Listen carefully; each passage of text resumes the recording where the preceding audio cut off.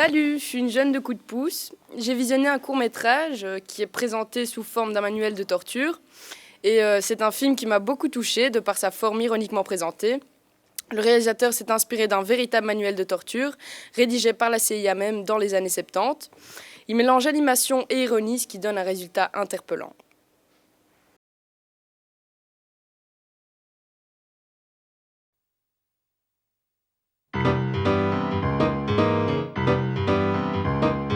Le thème que nous aborderons aujourd'hui, si vous suivez nos conseils pas à pas, vous procurera autant de plaisir que de résultats concrets.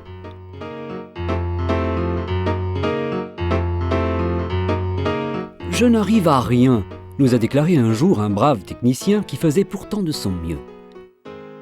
Il essayait à tout prix d'avoir des résultats trop rapidement. En somme, il était comme ces parents qui aiment leurs enfants, mais les élèvent mal.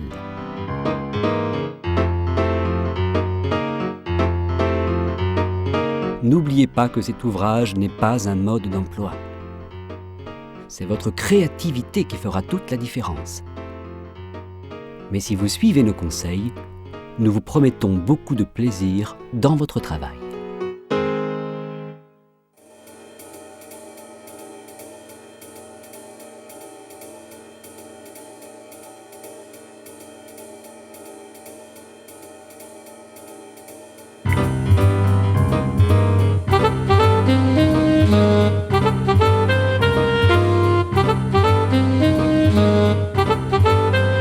Il est important que le sujet soit déstabilisé dès l'interpellation. Toc toc, qui est là?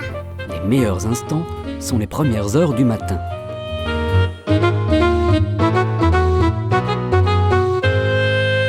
Rélevez le sujet dans le cadre rassurant de sa vie familiale, ou mieux, lorsque celui-ci n'a pas encore quitté le lit.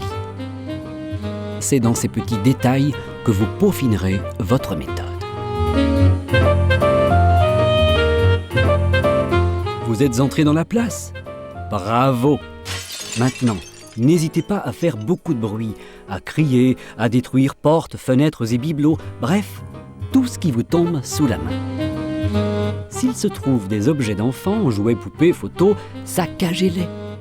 L'effet psychologique est remarquable. Après l'avoir intimidé, lui et ses proches, femmes, enfants, vieux parents, vous avez maintenant interpellé votre sujet et vous l'avez colloqué. C'est très bien. Voilà une première étape décisive et nous vous en félicitons. Nous pouvons passer à la deuxième phase du travail. Les premières nuits de détention sont déterminantes. Apportez-y grand soin. Obligez le sujet à rester nu, allongé au sol et entravé jour et nuit, y compris durant son sommeil. Et n'hésitez pas à donner libre cours à votre créativité. Mais n'oubliez pas un point très important. Il faut rester sourd à ses requêtes. Le sujet a souvent la détestable habitude de se plaindre à tout propos et de faire des demandes idiotes. En y prêtant attention, vous perdriez une partie des acquis des premiers chapitres.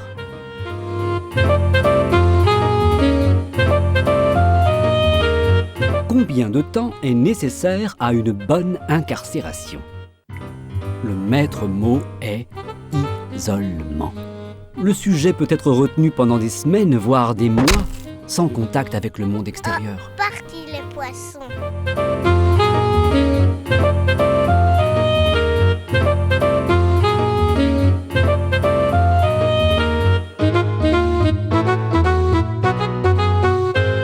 Le doute est bénéfique, car il engendre la peur et la peur engendre la vérité. Ne le perdez pas de vue.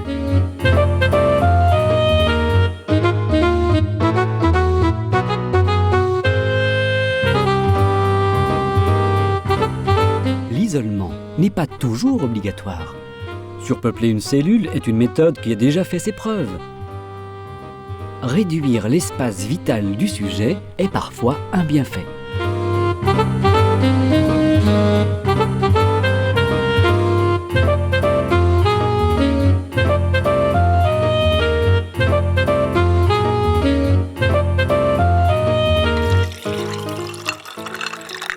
N'hésitez pas à asperger régulièrement le sujet d'eau froide. l'eau glacée est idéale et nous vous recommandons chaudement d'en avoir toujours à disposition.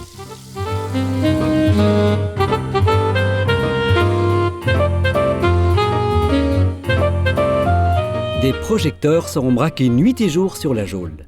Relayez-vous pour frapper les barreaux avec des matraques ou des bâtons.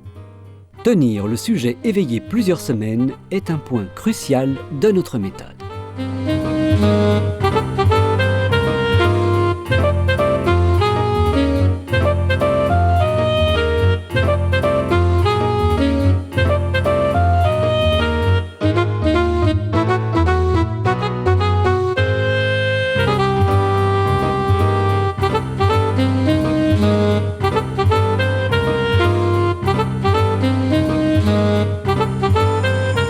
Le masque est un accessoire très pratique qui augmente bénéfiquement le stress du sujet. Il est important que celui-ci ne puisse rien voir, mais seulement entendre sa propre respiration. Le sujet doit être plongé dans un monde de peur et de fatigue afin de briser toute volonté de résistance.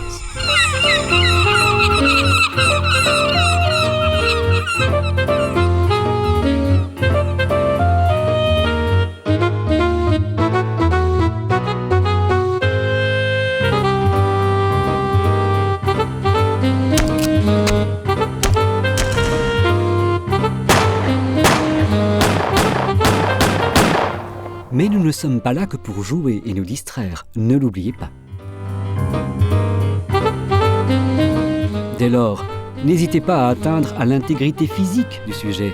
Frappez avec fermeté et détermination. Pas d'agressivité, mais de la persévérance.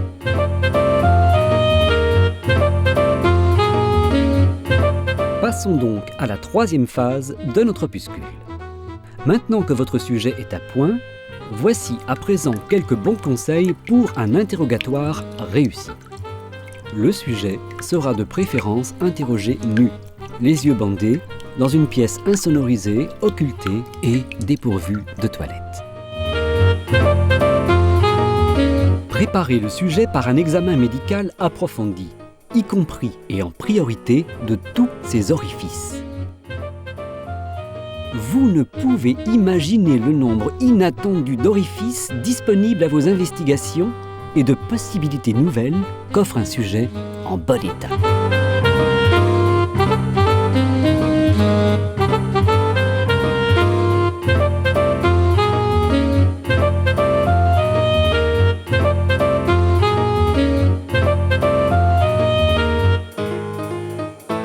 Menacez le sujet de sévices abominables. Là encore, soyez imaginatifs. La plupart des sujets sous-estiment leur capacité à résister à la douleur. La douleur qu'il pense s'infliger lui-même a plus de chances de saper ses résistances. Par exemple, obligez le sujet à rester dans une position fixe, de préférence inconfortable, et ce, pendant de longues heures. Pour les différentes positions inconfortables, voyez les exemples en fin d'opuscule. Faites donc savoir au sujet qu'il ne sera interrogé que s'il ne bouge pas pendant 1 heure. Oh, il a bougé. S'il remue le bras, la main, la tête ou s'il cligne des yeux, remettez le chronomètre à 0. L'effet est garanti, surtout si vous hurlez vos questions.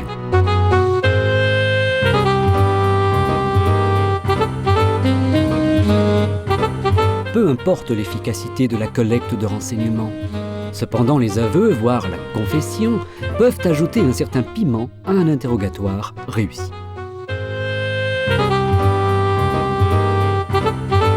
N'hésitez pas à menacer le sujet de mort, à menacer de massacrer la famille du sujet, à violer ses sœurs ou mieux, ses enfants. Mais il comprend rien. Cela s'avère d'une particulière efficacité si le sujet est une femme.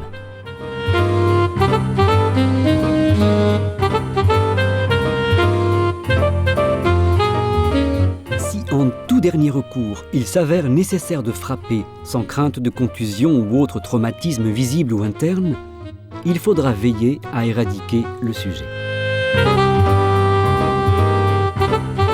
Le corps, ou ce qu'il en reste, doit impérativement être soustrait à sa famille et à ses proches.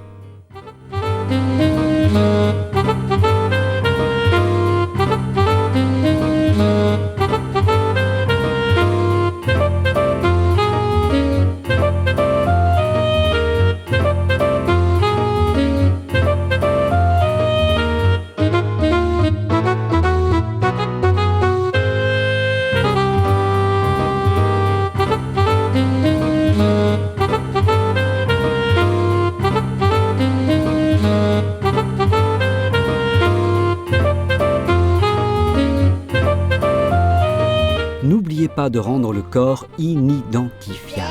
Il pue le poisson. Les gens sont si mesquins de nos jours.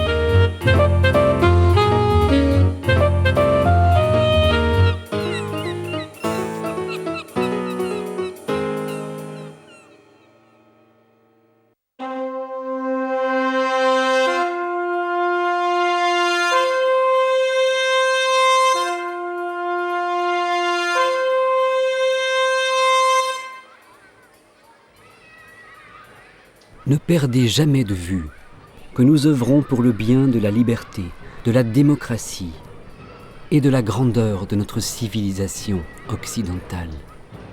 C'est là notre responsabilité. Nous représentons le progrès du monde libre et démocratique. Le droit, c'est nous. Et il est important que les autres peuples le comprennent.